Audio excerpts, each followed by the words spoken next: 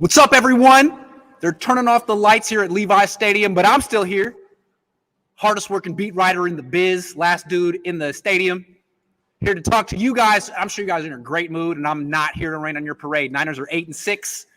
They've won a bunch of games in the last couple of months. They're probably going to the playoffs, and they just might win some games. All right, let's talk about this one, though. Coming into what I said, it wasn't good enough for the 49ers to just win. They had to blow out Atlanta. They had to make a statement. Of course, they couldn't lose, but struggling with Atlanta, taking it down to the wire like they did last week against Cincinnati, not good enough. The Niners were going to have to blow out Atlanta, and they freaking did.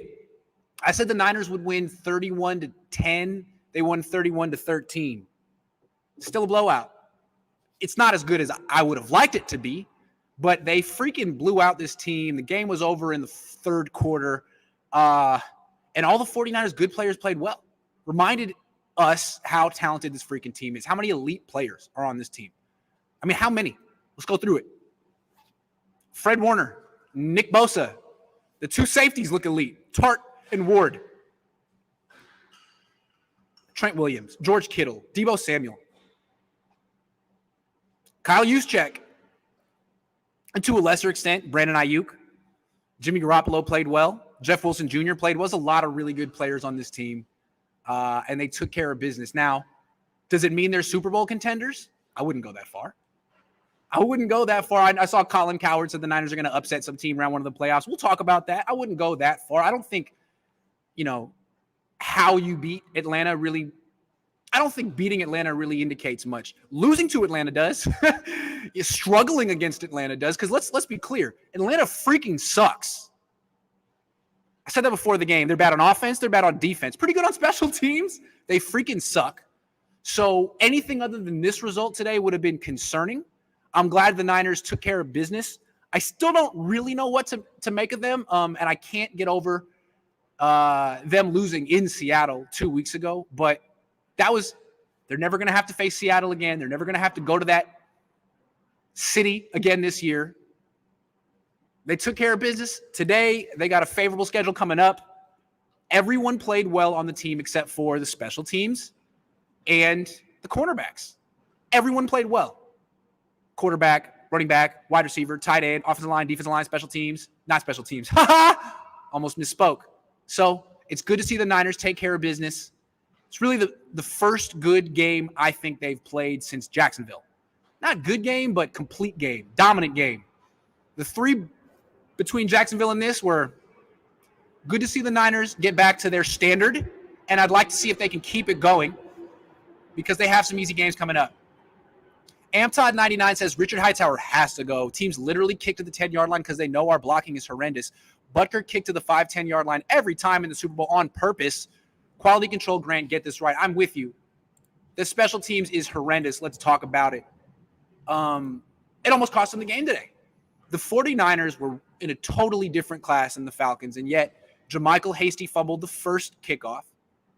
Falcons recovered at the 12. The Niners defense had to have a heroic stand at the goal line. I mean, Cordell Patterson scored a touchdown. They had to review it, have a goal. I mean, the Niners could have started the game down 7-0 very easily, thanks to Jermichael Hasty, but the defense is really, really good. And then he got another chance and fumbled again, let it go out of bounds. This time, it's clear that teams, as AmTodd pointed out, aren't going to give the Niners the benefit of a touchback. Hey, man, your blocking stinks. Your ball security stinks. Return it. And so when he fumbled the first one, the second one, they kicked it like the 10-yard line. Like, here, have great field position. Run it back. We're not going to let you just let the ball bounce. And so Jermichael Hasty got caught in between, let the ball bounce, hit him in the face, rolled out of bounds. I'm surprised they didn't pull him from the game. But really, who are their options after him, right? Like Travis Benjamin's fumbled. All of their kick returners fumbled. Really, Deebo Samuel would be the best one, but they're not going to put him back there. Although they run him between the tackles in the fourth quarter, so maybe they should. Let's talk about that in a minute. But, yeah, special teams, the blocking's horrendous. The coverage horrendous. The punter is horrendous. This guy got a lot of credit last week for someone dropping his punts in the wind, but really, he had a 39-yard punt this week. He had a 29-yard punt last week. He can't physically most of the time you can't physically kick the ball into the end zone on kickoffs. I mean, every time the Niners would score, the Falcons would get the ball to the 35-yard line after. It's like the Niners said Mitch Wishnowsky can kick left-footed. Maybe he should try because the right foot ain't getting it done. The Niners special teams are so bad, it could cost them a playoff game. It could have cost them this game. It could cost them this Thursday night game coming up. The Niners have to, I mean, it's a good thing that their offense and defense was so good. They say you have to win 2 of the 3 phases. They did in this game. But if you're consistently losing special teams, it's hard to win games. You really need your best from offense and defense, and the Niners had that today. So Richard Hightower got to go. Good point. And let me bring Todd's comment back. This was going back in the Super Bowl. This has been happening since the Super Bowl. The teams realize you want the Niners to return the ball. And really, special teams shouldn't be a factor. You shouldn't even watch special teams. There are very few returns for touchdowns. All that happens on special teams is bad stuff. And the Niners, it's a lot of bad stuff. So it's exciting what they're doing right now, but this special teams thing is such a problem. You wonder if it's going to ruin the whole season. It didn't ruin this game, fortunately for the 49ers.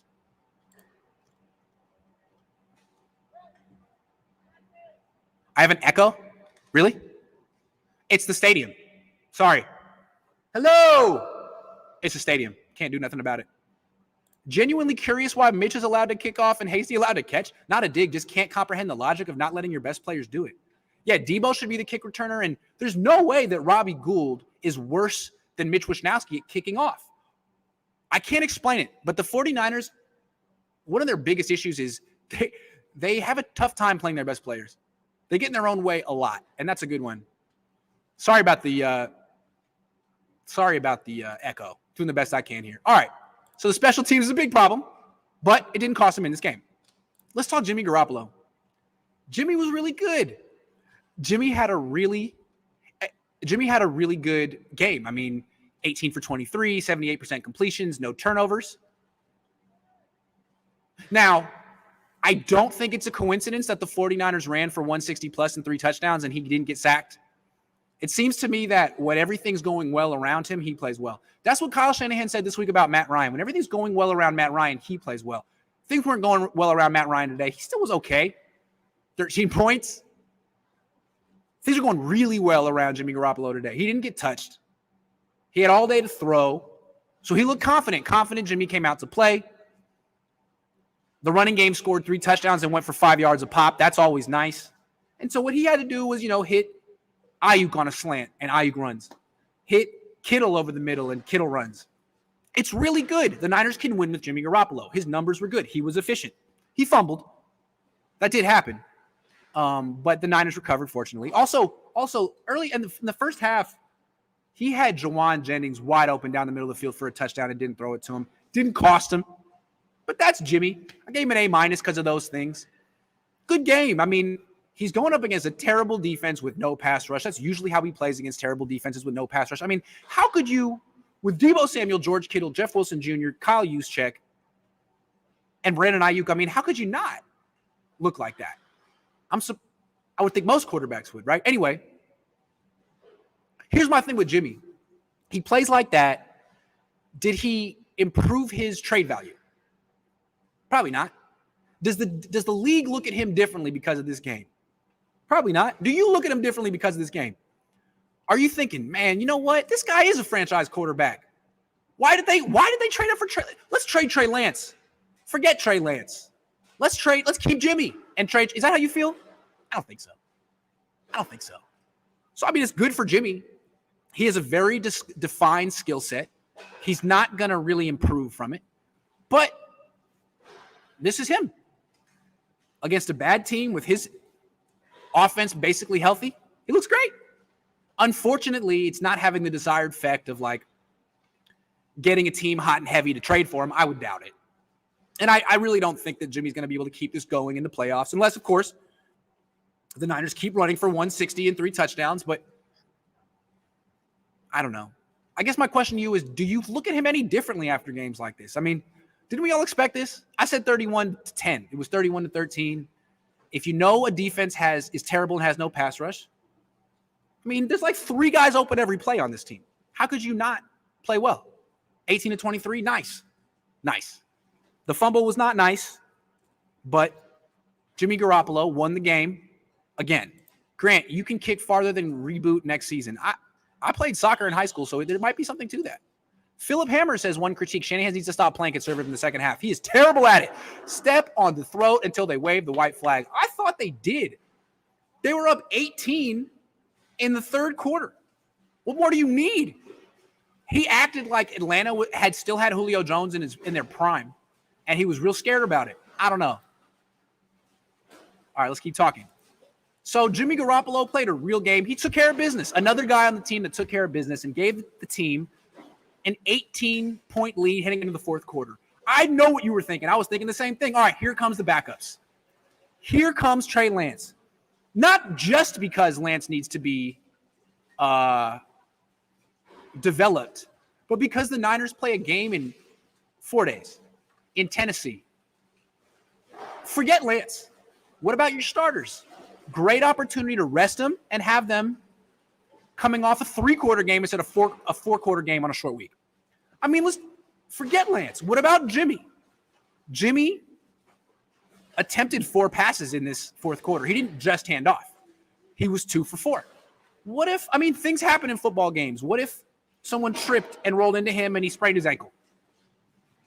These things happen. What if, God forbid, heaven forbid, Jimmy Garoppolo tripped and messed up his ankle in a blowout? That's the first thing that comes to my mind. If you don't want to play Trey Lance because Jimmy's so great, protect him. But he's not. I mean, that's not the reason that you know, they didn't keep Jimmy Garoppolo in the game because they're afraid of losing. I have no idea why they kept Jimmy Garoppolo in the game. But at a certain point, it's like, okay, for example, first possession of the fourth quarter, the 49ers, Kyle Shanahan calls 3 runs and punts. 3 handoffs and punts. You're telling me Trey Lance couldn't have executed that?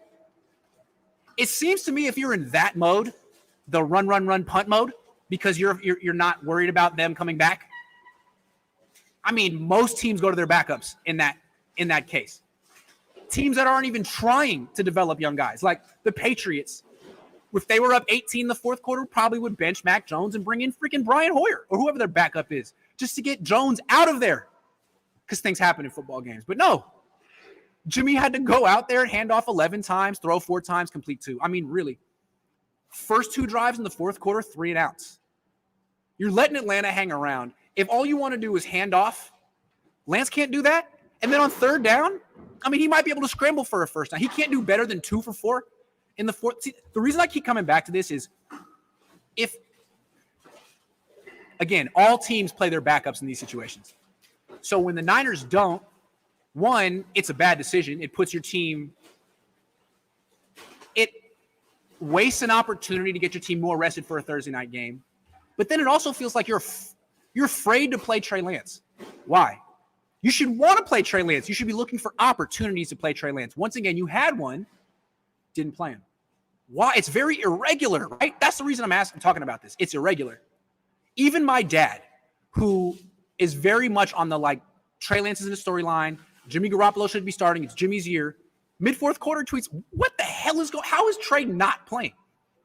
And the fact that when they get in these blowouts and still won't play Trey, doesn't it bring out the tinfoil hat in you? Doesn't it bring out the conspiracy theory? Like, why? Is it because you think he's terrible and you're afraid that he's going to show it? Is it because you think he's better than Jimmy and you're afraid he's going to show it? Is it because you want to keep Jimmy, you're over Trey Lance, and you want to trade him in the offseason, you don't want him to get hurt? I don't get it. But it seems to me that the correct football move is to take out your starters, bring in your backup, let him hand the ball off. That's all you want to do. And the fact that they won't let him do that brings out wild theories. I'd love to hear what your theories are. I don't really get it. I think the best theory is that Kyle Shanahan is just stubborn. And he's heard me in particular pressuring him all year to play Trey Lance, so he's not going to do it. That's why I'm trying to go the reverse psychology route. Kyle, please don't play Trey Lance. I don't want you to. At this point, I don't want you to play Trey Lance. Don't do it. Stick to your guns. I think Kyle's that simple. If people tell him he needs to do something, his attitude is like, oh, I know more football than you. I'm going to do what I want to do. I'm not going to get pressured. Good for him. But it seems a little silly at this point. Like, you made your point, Kyle. Stop spiting Trey Lance at, Stop spiting me at Trey Lance's expense. How about that? I know you guys feel the same way I do. He couldn't get in the game. Only Jimmy Garoppolo can hand off 3 times and then punt. Only he can do that? Silly. So what's the real reason Trey Lance isn't playing? Someone explain that to me. It's me, right? It's to spite me. I think it's to spite me. Who is Trey Lance? Never heard of him. Oh, he's this guy who was the Niners' first-round pick this year. He's going to be their first-round pick next year. He's also going to be their first-round pick the year after that. He's also going to be the third-round pick next year. The Niners spent 4 draft picks on this guy, and we're not allowed to speak his name. He is he who must not be named. 4 draft picks. And when you say they spent 4 draft picks on, they're like, well, actually, we spent 3. No, you spent 4. He's your first-round pick this year, your first-round pick next year, your third-round pick next year, and your first-round pick in 2023. 4 picks on a guy you don't trust to hand off up 14 in the fourth quarter. I don't freaking get it. I don't get it. Please explain it to me. But when you ask Kyle to explain it, he's like, dude, that is off limits. We can't talk about that. You can't deny Jimmy's on fire, 6-1. That conversation is over. Why did Kyle leave Deebo in with that 1 minute left? Trey is 21 years old with no respect. That conversation is not over. Jimmy Garoppolo is doing good. He gave you an opportunity to rest him, and you didn't take it. That's weird. Jimmy did his job. That's why I gave him a better grade than Kyle. No question. Maybe Kyle is traumatized from blowing leads. That seems kind of like what the answer is. It's like, I've blown 2 unblowable leads in the Super Bowl. Don't anyone tell me that the game's over or that I have it in hand because I thought I had it in hand the Super Bowl twice. That's possible. He's got the trauma. You act hard on YouTube, but you ask lame, limp questions at the presser. Maybe let your viewers ask questions since you're so bad at it. Matthew, thank you for your $5. I'm going to make sure I don't spend it in one place. I'm going to spend your $5 in 5 different places, and I'm going to shout you out at each time. Thank you for your $5. I appreciate it. LOL, you're just saying that because you know he's probably going to play sometime before the year's up and you want to take credit for it. Of course. I said he should start week 18 against the Rams, and I think he will. But I always take credit for everything. Thoughts on bringing in Rashad Breeland? Thomas has been terrible. Who knows how Mosley will look after a high ankle sprain, added experience, depth. I don't think they're going to sign him. Didn't Breeland flip off the whole sideline a couple of weeks ago? He showed that he had the ring and they didn't. I don't think they're going to go that route. He probably won't fit in the locker room, although they could use him. Ambry Thomas is freaking awful, although the Niners keep saying like, oh, he wasn't that bad. He was pretty good, actually. No, he wasn't. He was freaking awful. We're going to talk about him in a minute. But, yeah, the Niners could use Breeland. It would be a smart signing for them, but my prediction is that they will not sign him. That's my prediction. Okay, moving on. The secret plan for Deebo Samuel. I think I figured it out. I think I understand what the Niners are going to do here. So Deebo is essentially a running back now. I said this after the Jacksonville game. I was like, okay, the Niners blew out Jacksonville. No one cares. It's Jacksonville. Let's talk about some interesting things. The fact that Deebo's now a running back. And some people are like, hey, you're being really negative here. Well, it's like 5 weeks later and the same thing's going on. So what is the deal here? He's still their best wide receiver, but they're being very careful to use him just as much or more as a running back than as a wide receiver every single week. So why? Here's what I think is going to happen. The Niners have to make big decisions on 3 players this offseason. Jimmy, Nick Bosa, and Deebo. Jimmy's probably gone because getting rid of him will free up $24 million cap space that the 49ers need. Nick Bosa, probably not going anywhere. He does have a lot of big injuries in his past, but look at him now. He always gets better. He always comes back stronger, and he plays a really important position, and I don't think the Niners are going to let him go. They've never questioned his work ethic. They've never questioned anything other than, he gets hurt sometimes. So Nick Bosa is going to come back, and he's probably going to get whatever Jimmy's making, 27, Bosa's going to get more, 30, 31, 30. He's going to be the highest paid player in the team. I don't know that the Niners can also afford to give Deebo Samuel to make him the highest paid wide receiver because he was on that trajectory. He was looking like a guy who could get 16, 17, 18, $19 million a year as the highest paid wide receiver in the league. Well, forget that. Forget that. I don't think the 49ers are going to give Deebo Samuel. I don't think they're going to make him the highest paid wide receiver in the league this offseason. In fact, I don't think they're going to give him an extension this offseason. Both he and Bosa will be eligible for extensions. I think Bosa will get it. I don't think Deebo will. Now, that doesn't mean they're going to get rid of Deebo. I know I've said in the past that they should consider trading Deebo. Probably not, although Here's what I think they're going to do. I don't think they want to trade Deebo because he's their MVP. He's the offensive MVP. He makes Jimmy Garoppolo look better. He's going to make Trey Lance look better in the future. But I don't think they want to pay him whatever the going rate is for the top wide receiver in the market either. So what they can do is do nothing. Keep him next year, not extend him. Keep this going. Keep playing him like a running back. And then someone already knows where I'm going with this. Someone already knows with him. In 2023, franchise tag him. But you franchise tag him as a running back. That's what's going to happen to him. And I feel bad. He thinks he's going to get the bag. You're not going to get the bag, man. Parag Marath is over. You don't even know about Parag, Deebo. But he's over when he's in the luxury suite every game like this. Excellent. He's Mr. Burns. Excellent. So in 2 years, when it's time for you to go to the negotiating table with the Niners, they're going to be like, look, we really like you. You're really important to us. But technically, you've gotten more touches as a running back than as a wide receiver the last year and a half. So we're going to give you the running back rate on the franchise tag, which is, frankly, about half the price. Are you excited? You're a franchise player, Deebo, at running back. I think that's going to happen. So, Deebo, I'm really sorry. You've been playing your ass off all year, but they're plotting against you. I mean, look, how do you know I'm right? They gave Deebo Samuel carries between the tackles in the third and fourth quarter up 18. That's unnecessary. I'm all for giving Deebo Samuel carries at running back, but when the game's in the balance, when it's not decided.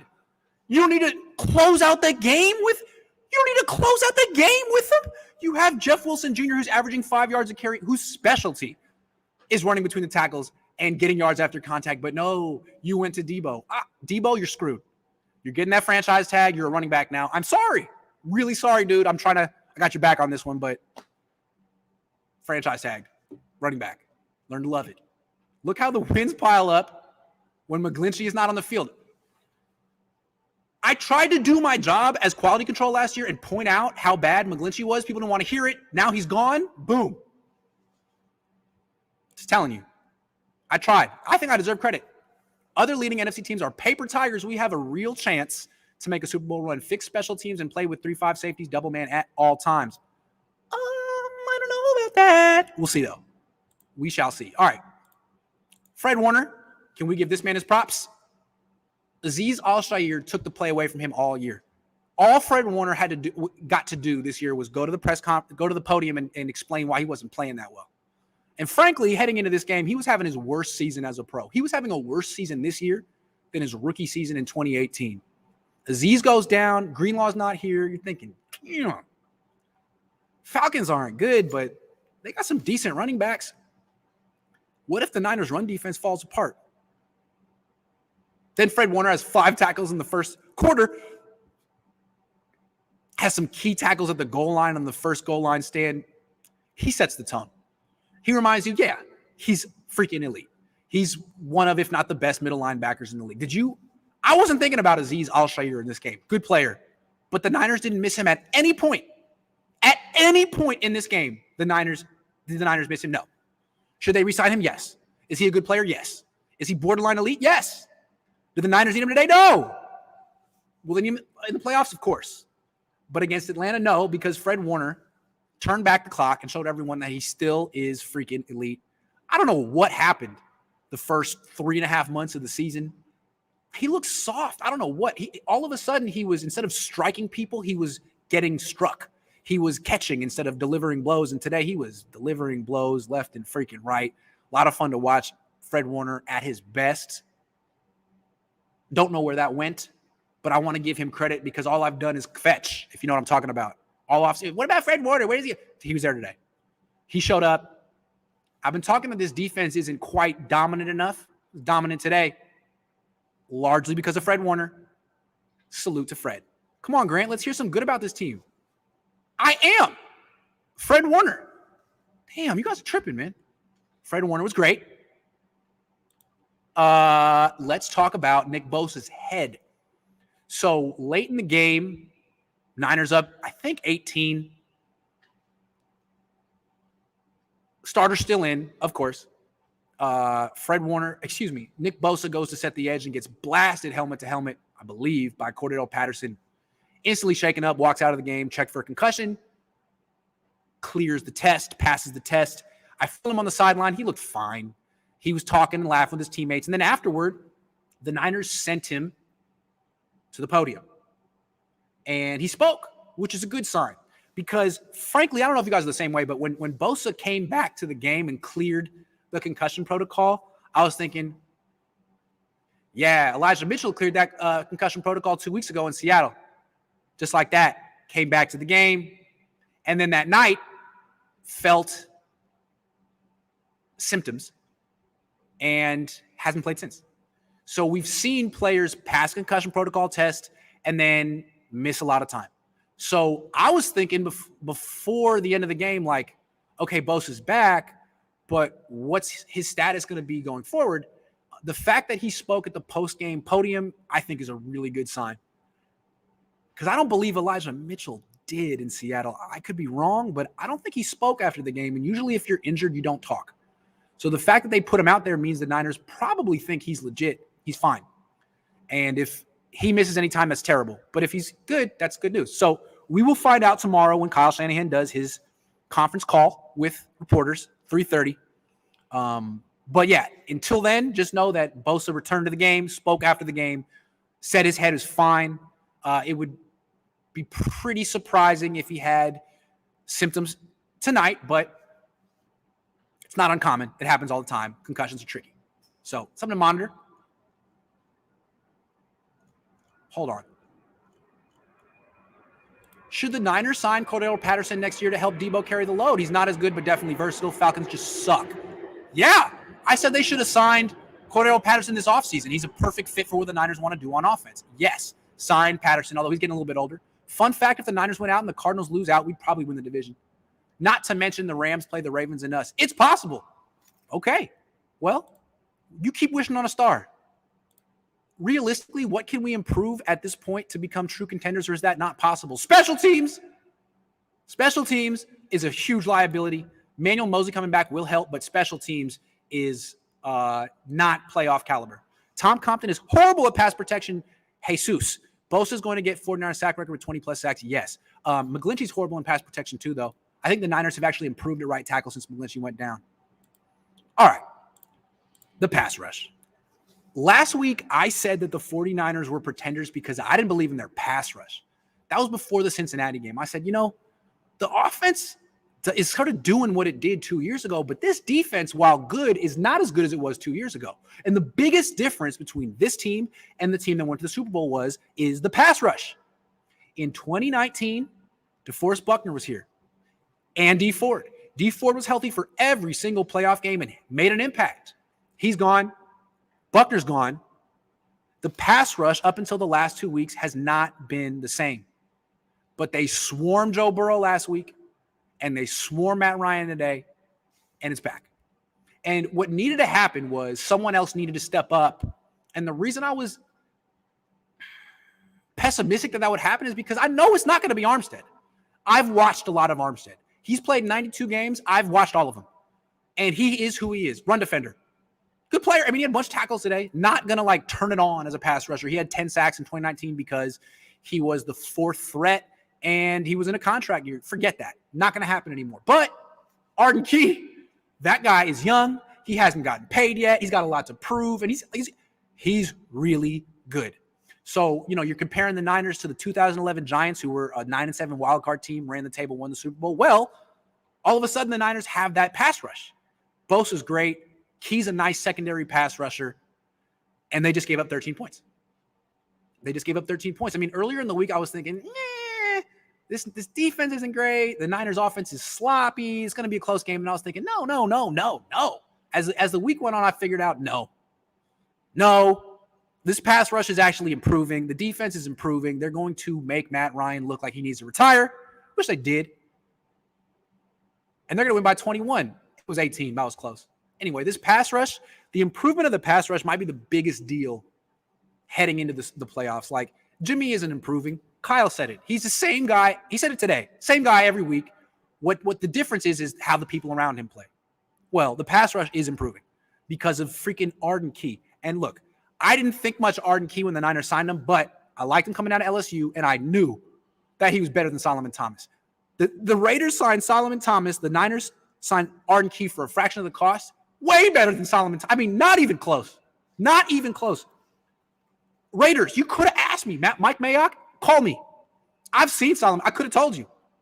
The fact that the Niners lost Solomon Thomas and got Arden Key for like a fifth of the price, brilliant. Genius. Genius. This is a big move for the 49ers that got him. Do you think Kyle wanted Mack? He does not look invested in Trey. I don't think he wanted Mack. I think he wanted Trey. But I don't think the rest of the team wanted a quarterback with the first-round pick. I don't think the general manager wanted a quarterback with the first-round pick. I think that was Kyle. I think what Kyle doesn't realize is he's in his own head. And when he blames Jimmy Garoppolo for losses or whatever, the team does it. That's him. So I think he's like, okay, well, I'm not going to fight the team.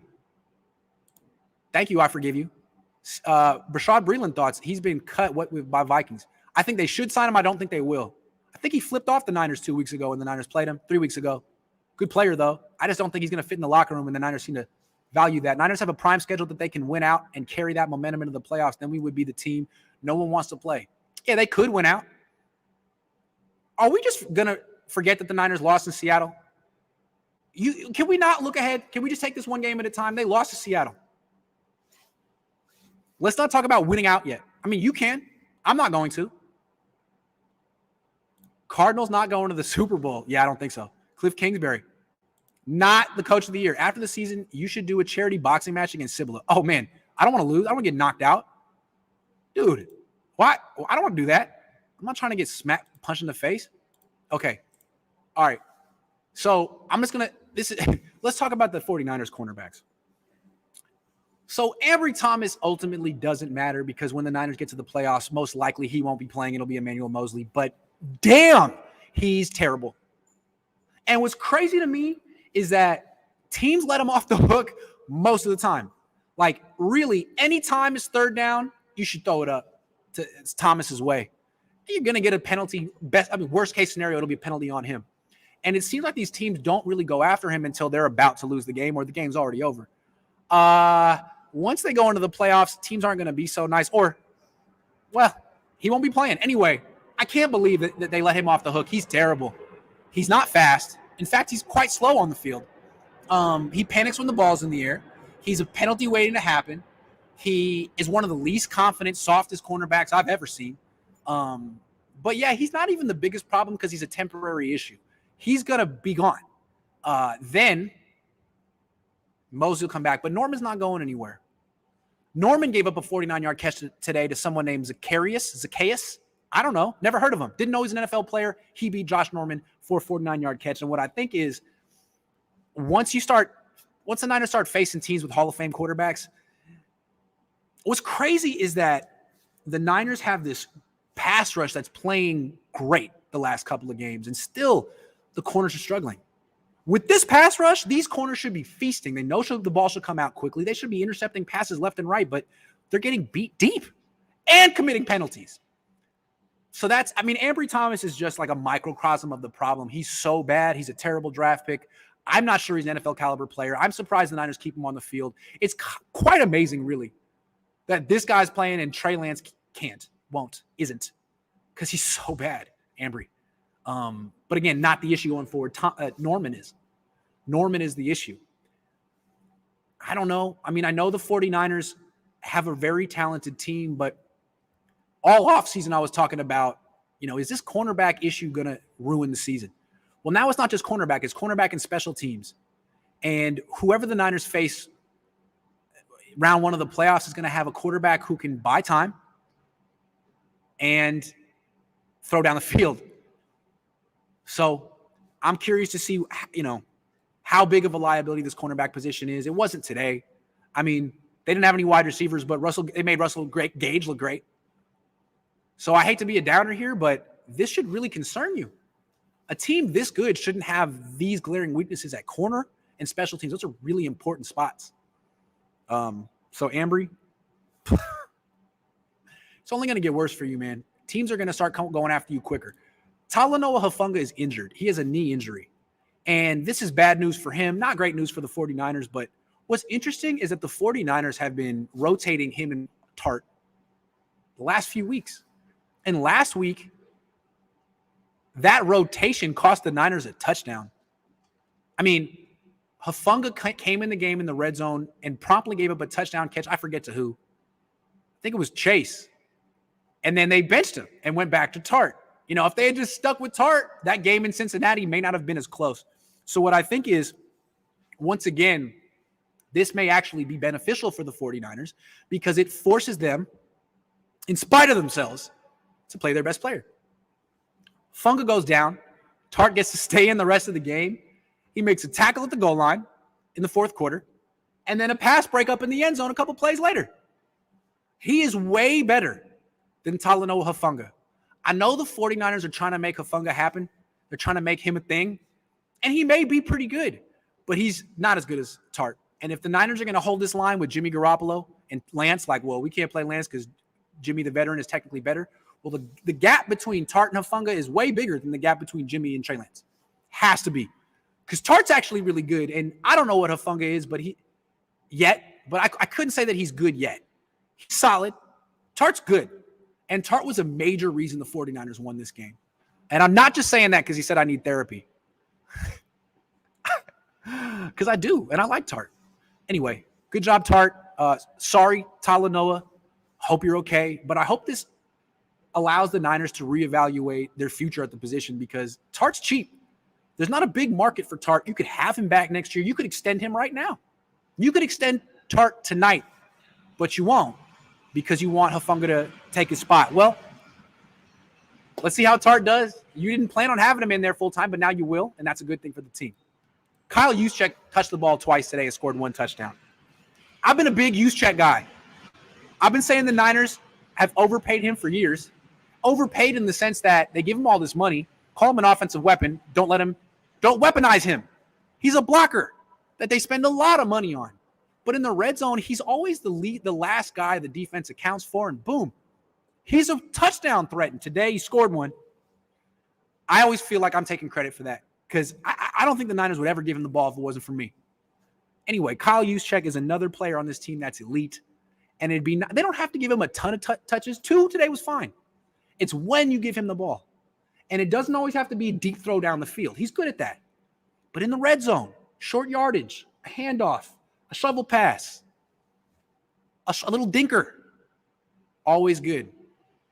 So, Kyle, you're welcome. I campaigned for that for years, for you to get the ball, and you did. Offensive weapon, hell of a player, another elite player on the 49ers. Kyle Juszczyk. I don't have much more to say about him other than it's cool to see the Niners get all these guys involved at the same time. Kittle had a big game. Juszczyk had a big game. Deebo had a big game. Now you just got to get Ayuk involved too. He had a 36-yard catch, though. That was nice. This guy knows what I'm talking about. So, yeah, Kyle Juszczyk, Juice. Nice play. Good job. Am I missing any catches? Any questions? Hufanga is Marcel Harris with instincts. Yeah, I feel that. How can we fix the corner problem? This offseason was the perfect time to fix the corner problem. Do it in the offseason and, get better players. Maybe bring in Bashaud Breeland. I understand why that would be something that would intrigue people. The pass rush was covering up a lot of problems in the back end. Ambry is terrible. Where is Lenore? It's true. Like I'm saying, the pass rush was covering up, but it should be making these guys look good. I forgot the play that Thomas actually had a gift wrap pick right to him. And then he gave it to freaking Pitts, and Pitts almost had the catch. That happened. Sorry, these are coming in fast, and I'm trying to make sure that I didn't. After the season, okay, yeah, I'm not going to get knocked out by Cibula. Any thoughts on how Ambry was right with the receivers, even though they made difficult catches against him? You and Jack should do a breakdown on him. Being close doesn't get you anything at corner. You know who always was usually in good position at the catch point? Akello Witherspoon. If you get mossed consistently and you commit pass interference penalties, I don't really care how close you are. This guy is a guy who looks soft and unconfident. But if you want to be, enthusiastic and hopeful, I get it. Young guy, you're a fan, Niners won. But no, he's awful. It's really bad. Any thoughts? No, I just talked to you. It's cold out here, man. All right, let's talk 2 more. The Titans. The Niners have their next game is in Tennessee against the Titans, who are 9-5. They at the beginning of the season, you're looking at that game and thinking, man, Niners are screwed. That's a scheduled loss, right? Cross country Thursday night, 4 days of rest. Tennessee doesn't have to go anywhere. You have to go across that's hard. It's what I would call a scheduled loss. I remember covering this team 10 years ago, my first season here. The Niners went to Baltimore on a short week. I picked the Niners to win 30-3. They didn't. They lost because it's really hard. Your defense is exhausted. They don't usually have the same explosion and violence. And anyway, I'm not so sure the Niners lose this week against the Titans this week, because the Titans just lost to Pittsburgh. I mean, the Titans looked awful today. They went to Pittsburgh and lost 19-13. They scored 0 points in the second half. I mean, their best player, running back Derrick Henry, isn't playing. Julio Jones pulled his hamstring. I actually think the Niners could win this game against I'm not predicting it yet. It's a little early in the week, Sunday. But they certainly could beat the Titans. The schedule is breaking very favorably for the 49ers right now. I wouldn't be surprised if they're favored this week in Tennessee, because that team is injured. And the 49ers, they were the injured team the last 8 years in the NFL. They're relatively healthy. You know, Azeez Al-Shaair may or may not be there. Elijah Mitchell, who knows? But they're pretty good right now, healthier than the other teams they're facing in December, and that includes Tennessee. So I'm flying out to Tennessee with my wife on Tuesday, and I'm expecting to see the Niners win that game. And they got Houston here the week after that. That should be another win. And then week 18 against the Rams. I mean, we don't know. The Rams, we don't know which teams. I mean, the Niners can win that game too. The Niners could be resting their starters. The Rams could be resting their starters. The Niners could win out. But they got to win this Thursday against the Tennessee Titans. It's a good team, but they're reeling. They really haven't been their best in about a month. They're really banged up. I think we should expect the Niners to win this game. If they lose in Tennessee, it doesn't mean that they're frauds. It's a tough circumstance, but it got a little easier because Tennessee is reeling. If only the Niners had just sat their starters in the fourth quarter. Anyway, Niners 3.5 favorites already? Dang! Titans with a schedule loss. I think it's a win now. Yeah, I'm starting to think it's a win too. It's funny. Football is interesting. You really can't predict it. You just got to see. Even this game, I was I don't really know what's going to happen next week. Let's see who gets hurt on the 49ers. Well, so far, no one of consequence that I can think of. So that's good. Meanwhile, Tennessee lost Julio. Wilson is getting better. Run the ball, let Jimmy only throw a max 20 shots and control the clock, and we can make a good run, maybe get an NFC title. Maybe. That's what they're going to have to do. I don't think they're going to let Jimmy throw a lot in the NFC playoffs. I just don't think so. Not benching the stars in the fourth, weird. Yeah, it's weird. Even if you even if you're not outraged by it, I'm not really outraged by it, but it's weird. You have to agree. And the weirdness is fun to discuss. Why are they doing something so irregular? Thoughts when Deebo TKO DB Red and Friday? Yeah, man. That AJ Terrell's good in coverage, but he wasn't ready for the smoke. Damn. He was like Red and Friday. He was like, man, my mom gave me that chain. It's like it's both ours. It's just like it's both ours, you know. The Beach Cruiser, man. The one I let you last week. Grant, what's up with Mondays with Vish? Vish been going through it with his family. He's got a little family thing going on right now. But I don't know. Soon. I got some family stuff going on right now too, man. All right, let's talk the playoff picture. So right now, the 49ers are the 6th seed still. But the order of the division winners changed today. Coming into the game, the 49ers were scheduled to play the Cardinals in the first round of the playoffs. But the freaking Cardinals lost again. They lost to Detroit, which is not good. Doesn't bode well for their playoff chances. Anyway, that team is sinking hard. They're now the 4 seed. Dallas, who is 8-1 in the NFC, is the 3 seed which means that's who the Niners are currently scheduled to play round 1. That's interesting because I think this is actually bad news for the 49ers in the sense that I think they'd rather play Arizona. Arizona is reeling. Their coach is a fraud. They seem to start fast every year and then do this in December. They're a team that hasn't been good in a long time, and they may not be the real deal. Anyway, the Niners have faced them twice. They've lost twice. You think there's no way the Niners lose a third time to that team that can't beat Detroit, right? Well, they're not the opponent right now. Dallas is. And the thing about Dallas is, I don't know what their defense is, but their offense, they have a quarterback who can move, as opposed to the last 2 quarterbacks the Niners faced, Burrow and Ryan. Dak can move. So he can get away from the Niners pass rush, and if he can extend the play, he can throw down the field, and he has 3 really good wide receivers in CeeDee Lamb, Amari Cooper, Michael Gallup. So I think that's a pretty tough matchup. If you got JaMychal Hasty fumbling multiple kickoffs that the Niners are going to lose, the Niners could certainly beat Dallas. They could beat Tampa. They could beat Green Bay. They could beat anyone right now. But it's not a great matchup. I think the Niners would probably be happy if somehow they ended up with Arizona instead. Definitely would prefer Atlanta, but forget Atlanta. That team is awful. So the playoff picture, good win. There's nothing the Niners could have done to get a better result today, but Dallas? Yeah, not who you want to face round 1. Although, better than Tampa Bay and Green Bay, right? Right? So the playoff picture is doable. Colin Cowherd said he expects the Niners to win their first playoff game, even though he doesn't know who they're going to play. I'm not going to go that far, but they certainly could win 1 playoff game. They could win 2 playoff games. As far as I'm concerned, it's really hard to expect a West Coast wildcard team to win 3 straight road games in the playoffs. I don't know if it's ever been done. 3 straight road games in the playoffs. I don't think it's ever been done, especially by a West Coast team.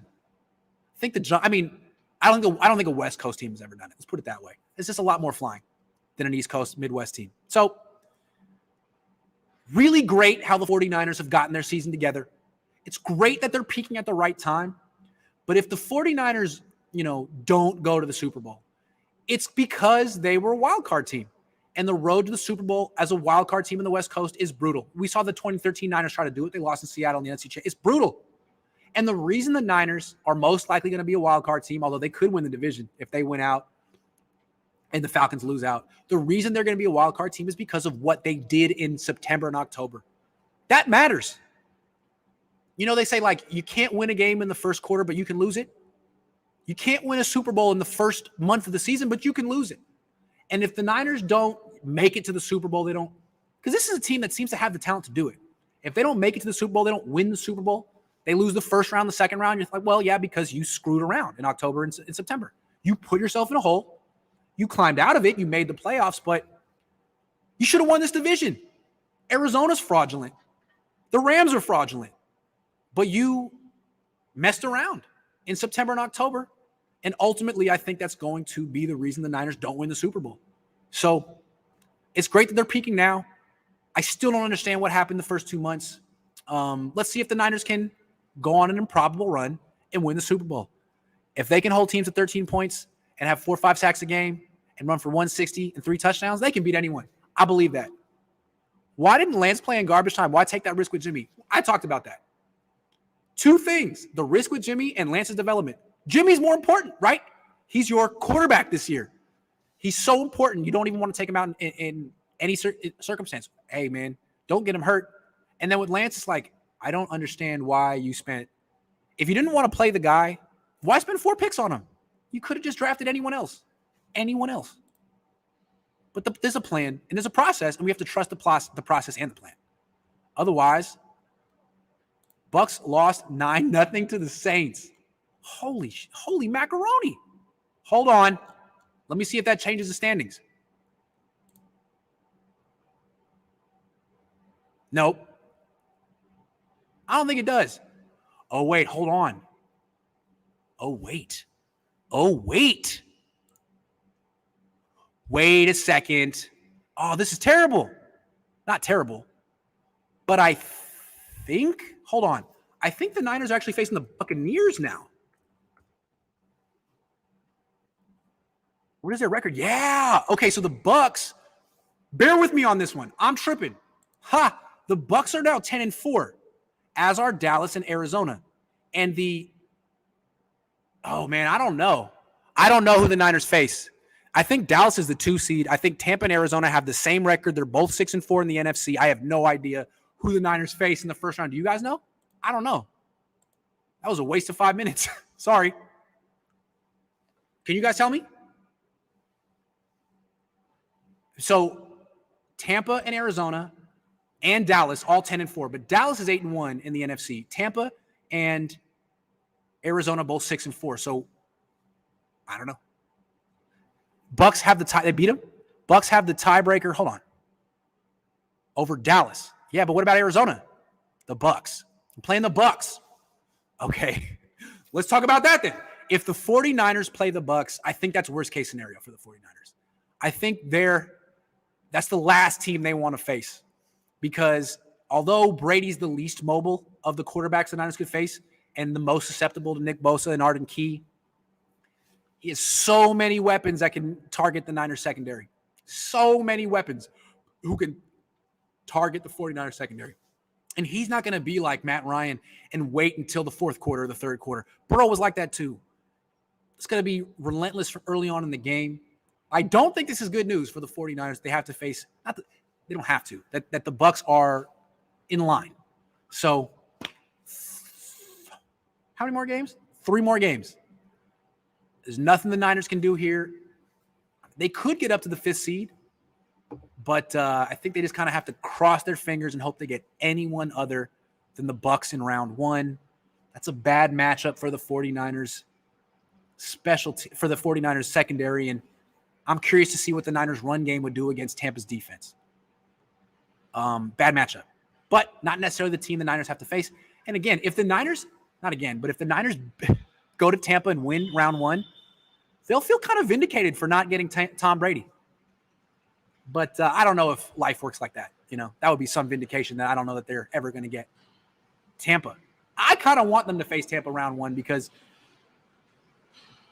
it's going to be kind of warm in Florida in January. I don't really want to go to Green Bay because here's the thing. When you go to Green Bay, you stay in Appleton, okay?